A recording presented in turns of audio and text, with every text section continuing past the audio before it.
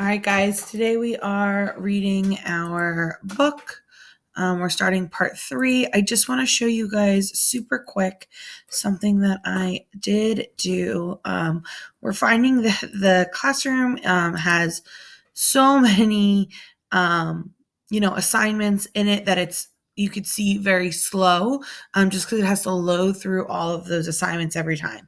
So to cut down and to make our classroom run a little smoother, what I have done, if my thing will ever function, let's see, it seems to have frozen, is our student book, right? Our student packet, the workbook that we work through. What I've done is I've actually given you all of the slides for every single chapter in one document. So of course it's going to freeze. And then that's what you're going to open up every day. So you can see here is the material for the day, but here's your student packet. So you're actually going to be opening the student packet every single day. I'm going to add it every single day. It will be dragged down. So do not turn this in until you have completed the entire packet. And then we have our one and only Yvonne part 3. This is day 1 of part 3. So this is the assignment that's just going to tell you what to do, and it'll include chapters and this video once it is finished being recorded. So I'm going to go ahead. What I'm going to do today is I'm actually going to read a couple chapters back to back, and then I will show you the questions. Remember, you guys are reading those questions.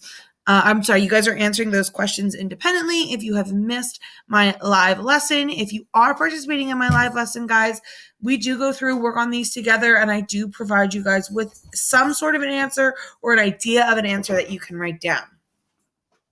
So as a quick recap, last time we read that Yvonne, he went ahead and was telling Ruby about his life. So he talked all about how he originally lived with his family in the jungle, and then he was captured, and then he lived with Mac and his wife. And at the end of the last chapter, we learned that Mac's wife left him, and that Yvonne was sleeping with Mac in his bed. Now remember, when Yvonne was living with Mac and his wife, they kind of treated him like a baby. So he was kind of like a baby, kind of like a human, kind of like a gorilla. It was very confusing for him. So we're going to go ahead and move on. This chapter is called My Place. My Place. Mac grew sullen. I grew bigger. I became what I was meant to be. Too large for chairs, too strong for hugs, too big for human life. When I saw my new domain, I was thrilled. And who wouldn't have been? It had no furniture to break, no glasses to smash, no toilets to drop Mac's keys into. Whoa. It even had a tire swing. I was relieved to have my own place. Somehow, I didn't realize I'd be here. Now I drink Pepsi, eat old apples, watch reruns on TV. So here's a picture of his tire swing. But many days I forget what I am supposed to be. Am I a human? Am I a gorilla? Humans have so many words, more than are truly needed. Still, they have no name for what I am. So, my place, guys. Here are your questions, your vocab. You guys can go ahead and look up on your own. My place. Why did Yvonne move? What happened that had him move out of Mac's house into his own place? Why do you think Mac grew sullen? What event might have happened in his life, or what might be happening in his life that makes him grow sullen? What does Yvonne mean by they have no name for what I am?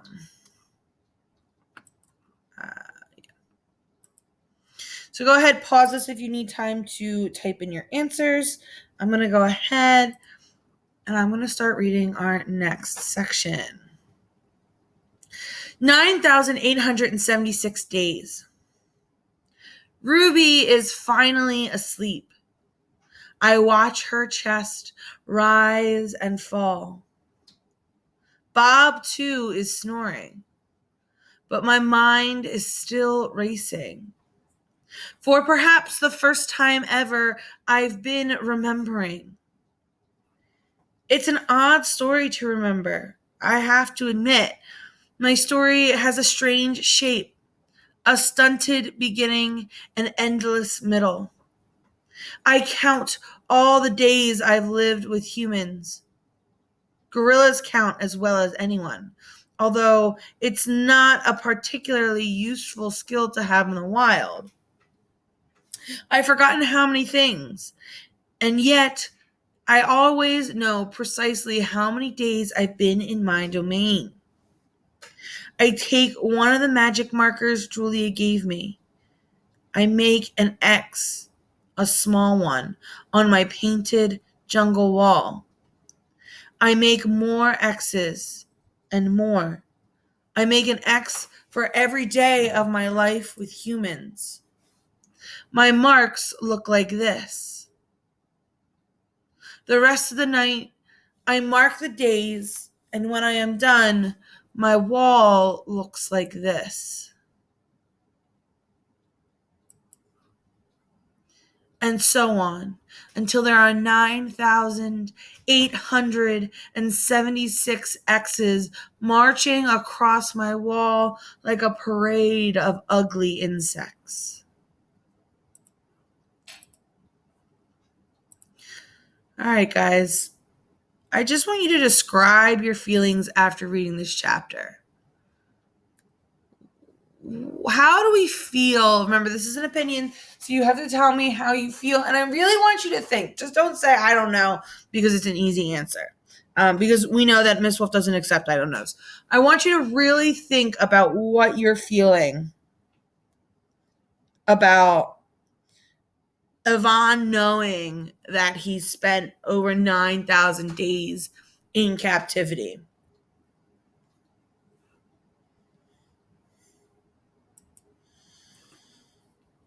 All right, I'm going to read you a visit. Pause if you didn't finish typing your answer. A visit. It's almost morning when I hear steps. It's Mac. He has a sharp smell. He weaves as he walks. He stands next to my domain. His eyes are red. He's staring out at the window at the empty parking lot. Yvonne, my man, he mumbles. Yvonne, he presses his forehead against the grass. We've been through a lot, you and me. What do you think's wrong with Mac? He's weaving. He smells weird. What do you think's wrong with him? Pause the video if you need to. I'm going to go ahead and we're reading A New Beginning. We don't see Mac for 2 days. When he returns, he doesn't talk about Stella. Mac says he's anxious to teach Ruby some tricks. He says the billboard is bringing in more visitors. He says it's time for a new beginning. All afternoon and into the evening, Mac works with Ruby. Ruby's feet are looped with rope so that she cannot run. A heavy chain hangs off her neck. Mac shows her Stella's ball, her pedestal, her stool. He introduces her to Snickers. When Ruby obeys Mac, he gives her a cube of sugar or a bit of dried apple. When she doesn't, he yells and kicks at the sawdust. When George and Julia arrive, Mac is still training Ruby. Julia sits on a bench and watches them. She draws a little, but mostly she keeps her eyes on Ruby. Bob watches too. He's hiding in the corner of my domain under not tag. It's raining outside, and Bob does not like damp feet. Ruby trudges behind Mac, her head drooping. Endlessly, they circle the ring. Sometimes Mac slaps her flank with his hand. Suddenly, Ruby jerks to a stop. Mac pulls the chain hard, but Ruby refuses to move. Come on, Ruby, Mac says, is almost pleading. What is your problem? She's exhausted, I say to myself. That's the problem. Mac groans. Idiot elephant. Idiot human, Bob mutters. Walk, Ruby, I say, although I know she's too far away to hear me. Do what he says. Walk, Mac commands. Now. Ruby doesn't walk. She plumps her rump on the sawdust floor. I think maybe she's tired, Julia says. Mac wipes his forehead with the back of his arm. Yeah, I know. We're all tired. He pushes Ruby with the heel of his boot. She ignores him. George looks over from the food court where he's wiping off tables. Mac, he yells, maybe you should call it a day. I'll close up. Mac yanks on Ruby's chain. She's anchored as a tree trunk. He pulls harder and falls to his knees. That does it, Mac says. He brushes sawdust off his jeans. I'm through playing around. Mac stomps off to his office. When he returns, he is carrying a long stick. A gleaming hook on its end is almost beautiful, like a sliver of moon. It's a claw stick. Mac pokes Ruby with the sharp point. Not hard, just a touch. I can tell he wants her to see how much it can hurt. I growl low in my throat. Ruby doesn't budge. She is a gray, unmoving boulder. She closes her eyes, and for a moment, I wonder if she might have fallen asleep. I'm warning you, Max says. He breathes out. He stares at the ceiling. Ruby makes a huffing sound. Fine, Max says. You want to play that way? He draws the claw stick back. No, Julia cries. I'm not going to hurt her, Max says. I just want to get her attention. Bob snarls. Mac swings. The hook slices in the air just a few inches above Ruby's head. See? You don't want to mess with me, Mac says. He draws the claw stick back again. Now move. Ruby jerks her head, flinging her trunk towards Mac. She makes a noise that sends the sawdust scattering. It makes my glass shiver. It's the most beautiful mad that I have ever heard. Ruby's trunk slaps into Mac. I didn't see exactly where she strikes him. Somewhere below his stomach, I think. And I know he must be uncomfortable because Mac drops the claw stick and falls to the ground and curls into a ball and howls like a baby. Direct hit, Bob says. Here are your questions. Why do you think Mac is refusing to stop the training? Do you think Ruby made a mistake? What do you think Mac will do? All right, guys, we have one more chapter. I'm going to read it real quick. Mac groans. He stumbles to his feet and hobbles off towards his office. Ruby watches him leave. I can't read her expression. Is she afraid? Relieved? Proud? When Mac is gone, George and Julia lead Ruby from the ring. It's okay, baby. It's okay, Julia says, stroking Ruby's head. They settle Ruby in her domain and make sure she has fresh water and food. Before long, Ruby is dozing. Dad, Julia asks as George locks Ruby's iron door, do you think Mac would ever hurt Ruby? I don't think so, Jules, George says. At least, I hope not. Maybe we could call someone? George scratches his chin.